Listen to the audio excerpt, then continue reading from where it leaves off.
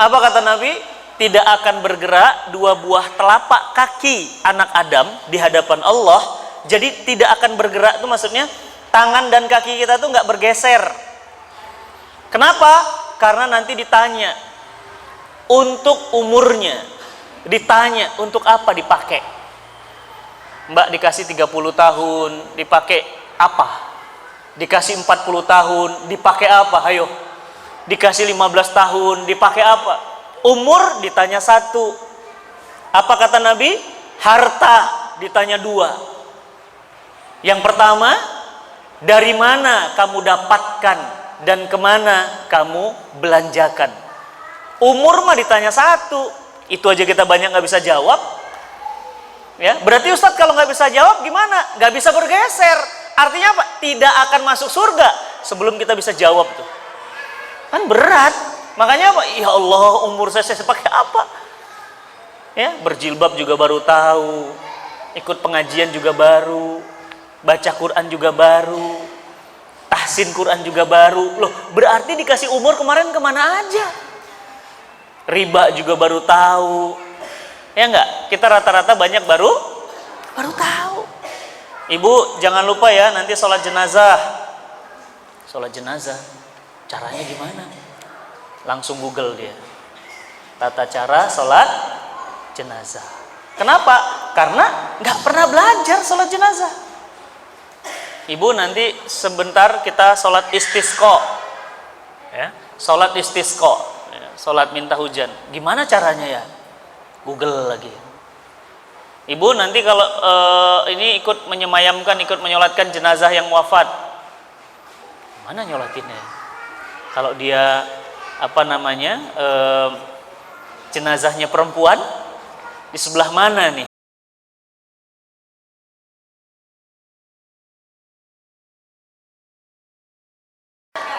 Biar lega. Oke. Iya, kenapa biar lega? Untuk cari solusi. Betul. Saya ada masalah, saya curhat ke Ustadz, saya ada masalah dengan suami, begini. Dalam pandangan Islam gimana ya? Ustadznya bilang hukumnya begini. Alhamdulillah. Berarti saya nggak salah ya Ustadz? Enggak. Oh, alhamdulillah. Berarti kita curhat untuk dapat solusi. Kakak curhat ke adiknya. Kenapa? Saldonya kering. Kakaknya bilang apa? Oh loh, segitu aja. Ya udah, nanti aku transfer sore. Alhamdulillah. Namanya solusi. Ya enggak? Seorang ibu curhat sama suaminya, curhat sama anaknya untuk dapat solusi. Kemudian curhat, kenapa curhat? Selain dapat solusi. Supaya apa orang curhat coba? Ya, plong. Kenapa plong? Karena kita sudah membagikan masalah. Karena kalau dipendam sendiri sakit pasti. Kita pasti sharing. Aku mau cerita nih. Ada apa? Ini aku nggak bisa tidur tadi malam. Kenapa? Kepikiran. Kepikiran apa? Anakku sekolah nanti gimana ya? Kenapa? Karena sekolah sekarang kan luar biasa ya pergaulannya. Aduh ngeri banget ngeliat. Apalagi anakku perempuan. Temennya bilang, jadi makanya anak kita harus begini. Enak. Kenapa? Karena sudah cerita, sudah sharing, sudah curhat kalau bahasa kita. Nah, pertanyaan saya, Nabi Muhammad SAW curhat nggak? Curhat? Yang bilang curhat siapa? Tinggi-tinggi. 1, 2, 3, 4, 5, 6, 7, 8, 9, 10, 11. Oke. Yang bilang Nabi nggak pernah curhat? 1, 2. Ya. 2. Sisanya apa nih? Bingung. Oke, sekali lagi saya tanya, apakah Nabi Muhammad SAW pernah curhat? Pernah. Yang bilang Nabi nggak pernah curhat siapa? Masih pada pendapatnya. Baik. Pertanyaan saya, yang paling meyakinkan, Nabi pernah curhat apa enggak? Pernah. Mayoritas ngomong pernah ya. Baik. Ketika Nabi Muhammad SAW berdakwah di kota Mekah, ibu tahu Mekah itu orangnya temperamen, orangnya hobinya bunuh manusia, bahkan bunuh anak sendiri. Jadi kalau lahir anak perempuan, lahir yang dilihat bukanlah fisiknya, tangan, kaki, kepala, enggak. Yang dilihat pertama kali adalah kelaminnya. Kenapa ngelihat kelamin? Karena kalau lahir anak perempuan harus dibunuh. Bayangin kalau ibu hidup di zaman itu, mati bu. Kenapa? Karena anak perempuan itu menurut orang Arab jahiliyah itu nggak bisa dilatih perang, nggak bisa dilatih tempur, dan nggak bisa untuk balas dendam. Padahal hobi aslinya orang Arab apa? Perang. Coba aja lihat sampai sekarang, hobinya apa? Perang terus. Perang nggak berhenti-berhenti. Dan orang Arab itu bu, maaf ya, aslinya itu pendendam bu. Pendendam. Dan kalau sudah dendam, itu bisa dendam sama kelompok, sama suku, itu bisa berabad-abad. Dan dendam itu nggak bisa terbalaskan kalau anaknya cewek. Makanya apa? Dibunuh. Digali lubang bu, langsung digali lubang, langsung bayinya ditanam, dikubur hidup-hidup. Emang kenapa Ustadz kalau nggak dibunuh? Kalau ketahuan hidup, maka pemerintah penguasa akan membunuh satu keluarga. Kenapa? Karena perempuan nggak layak hidup. Pertanyaan saya, jahiliyah nggak? Jahiliyah, apa itu jahiliyah? Bodoh. Kenapa? Kalau semua perempuan dibunuh, dia lahir dari mana? Ibu lahir dari mana? Dari bapak. Dari bapak sebelah mana? Hidungnya gitu. Keluar gitu. Atau dari sini keluar, atau dari sini. Ya, tapi itulah jahiliyah. Mereka nggak mikir, dibunuh, bu. Nabi datang, ayat Quran datang, apa kata ayat Quran? Mengapa mereka dikubur hidup-hidup? Kaliankah yang memberikan rizkinya, kata Allah, atau kamikah yang memberi rizkinya? Ibu tahu? Nabi mendakwahi orang Mekah agar jangan bunuh bayi. Apa kata mereka? Kami takut miskin. Ya, kami takut miskin. Apa yang didapat oleh Nabi? Bu, Nabi dilempar batu. Ibu aja deh, jalan nih depan, tiba-tiba ada orang lewat rame-rame lemparin batu. Gimana perasaan ibu? Sedih, ketakutan. Kenapa? Karena dilemparin batu. Selesai? Belum.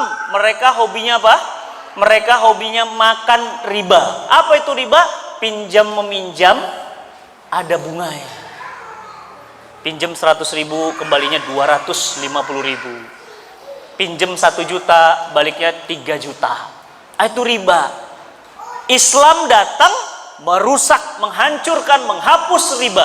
Apa kata masyarakat Mekah? Muhammad ini kurang ajar nih.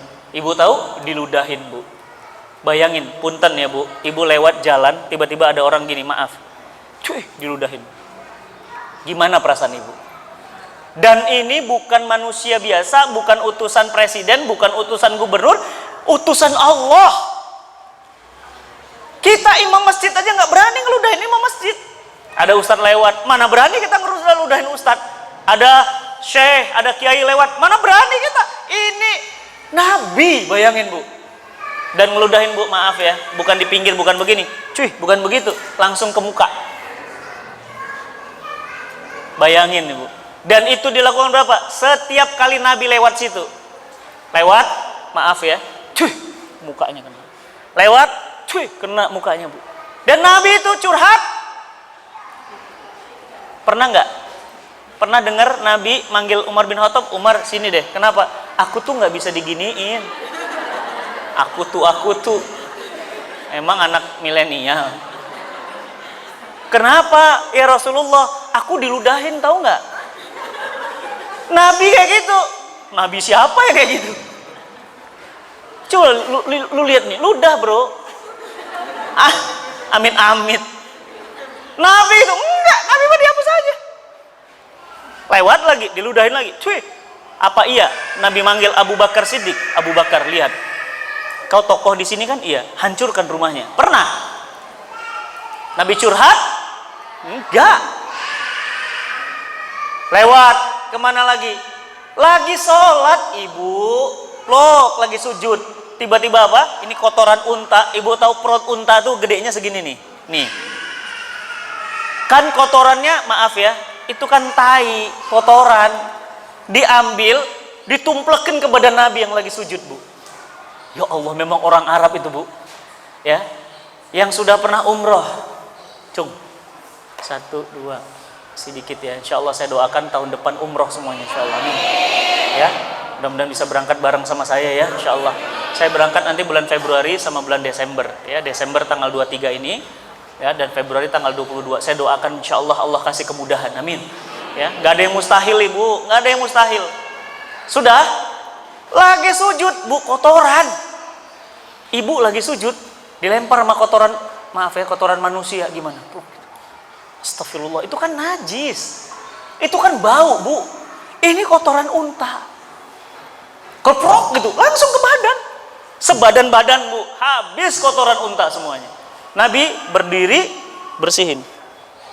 Pulang aja. Siapa yang sedih? Siapa yang nangis? Fatimah Az-Zahra, putri Nabi sallallahu alaihi wasallam, putri Nabi kita tercinta, Nabi Muhammad sallallahu alaihi wasallam. Apa kata Fatimah Az-Zahra? Wahai ayah, keterlaluan orang Mekah ini. Ibu, nanti kalau ibu umroh ya, jangan kaget ngelihat orang Mekah. Orang Mekah itu, Bu, temperamen, pemarah, susah diatur. Coba lihat mobil-mobilnya, pengok-pengok. Mobilnya nggak ada yang mulus. Biasa nabrak-nabrak mobil, teriak-teriak biasa. Kalau orang Sunda bilang jika orang leweng gitu, ke orang hutan, betul. Orang Mekah tuh begitu, orangnya temperamen, pemarah, ya. Tapi orang Madinah beda. Makanya ibu kalau umroh ke Madinah, setelah umroh ibu ke Madinah, Madinah tuh dingin. Kenapa? Orang Madinah tuh akhlaknya baik. Silahkan, Nahi mau beli apa? Oh ini, oke. Berapa uangnya? Sekian. Ya udah, ini beli, ini aku kasih hadiah. Orang Madinah tuh. Orang Madinah. Assalamualaikum, waalaikumsalam. Dari mana aslinya? Dia bisa bahasa Indonesia. Dari Jakarta, Syahrini ya? Iya beneran, dia bercanda. Oh ibu cantik kayak Syahrini. Orang Madinah begitu, suka nyenengin orang itu. Cantik banget sih Bu, kayak Syahrini. Ya disebutin sama dia Syahrini. Mau beli apa ibu? Ini jilbab, iya. Ya udah berapa harganya? Sekian. Negula sekian, ya udah nggak apa-apa sekian. Ini ada hadiah, saya kasih kurma. Orang Madinah, Bu. Orang Mekah beda. Orang Mekah itu bukan hanya lempar kotoran unta, Ibu. Sudah, apa kata Fatimah? Wahai ayah, sampai kapan begini? Apa kata Nabi kita Muhammad SAW? Sabar wahai putriku, mereka belum tahu. Adakah Nabi kita curhat? Enggak. Selesai? Belum. Nabi pergi ke kota Taif dari Mekah, keluar kota. Ngapain? Dakwah di kota Taif. Ibu tahu di Taif? Di Taif, Nabi SAW ketika berada di kota Taif, Bu, batu segede-gede gini nih, dilemparin. Ibu lah mau taklim, tiba-tiba di depan ada orang yang kuprak, kakinya patah, Ibu. Sakit loh itu, kaki patah. Dan kaki patah itu bukan manusia biasa, Nabi. Dia datang menghantar hidayah, dia datang ngajak orang supaya masuk surga, dia datang supaya orang mendekat pada Allah, dilempari batu, Ibu. Sampai Nabi itu, ya Allah, kakinya patah, Bu. Dalam satu riwayat dikatakan apa? Nabi itu jalan sampai pengklak apa ya? Sengklak kalau bahasa kita tuh. Pincang. Bayangin, Bu. Berdarah, itu darahnya sampai netes sampai. Bayangin, Bu. Saya bukan nabi, Bu. Saya guru, ustadz. Saya datang ke sini dilemparin batu, sakit hati, Bu. Bayangin. Ini nabi. Saya datang ke sini mau nyampaikan hidayah, saya nyampaikan ilmu, dilemparin batu. Sedih, Bu. Ini nabi, dilempar batu. Apa kata malaikat? Bu, bayangin, malaikat sampai datang, malaikat bilang apa? Ya Muhammad, ini orang Taif sudah keterlaluan ini. Mereka melemparimu dengan batu. Wahai Muhammad, izinkan aku, sang penjaga dua gunung besar ini. Antum tahu dua gunung besar itu di kota Taif, sampai sekarang gunungnya masih ada. Apa kata malaikat? Aku balikkan dua gunung besar ini kepada masyarakat Taif, biar masyarakat Taif tahu siapa yang mereka lempar batu. Bayangin bu, malaikat aja sampai nafsu. Malaikat tuh nggak punya marah, tapi marahnya udah keterlaluan. Sampai apa? Mau dibalikkan gunung. Bayangin kalau dibalikkan gunung berarti satu kota itu habis semuanya. Tapi apa kata Nabi kita yang mulia Muhammad sallallahu alaihi wasallam? Jangan malaikat. Masya Allah. Kaget malaikat juga. Jangan. Kenapa? Mereka belum tahu. Maafkan mereka. Aku berdoa kepada Allah, semoga dari anak perempuan-perempuan mereka lahir orang-orang yang menyembah Allah. Ya Allah bu, gak ada manusia kayak Muhammad bu. Makanya saya marah banget.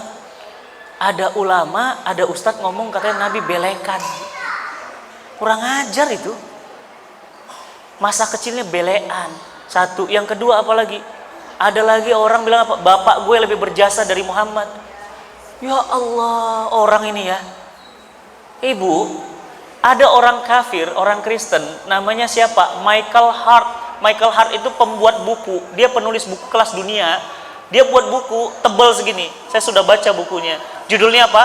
100 tokoh paling berpengaruh di dunia. Jadi ada 100 tokoh yang paling berpengaruh di dunia, ditulis oleh orang Nasrani, orang Kristen. Ibu tahu Muhammad nomor berapa? Nomor 1. Itu orang kafir bu, ngakuin Muhammad nomor 1.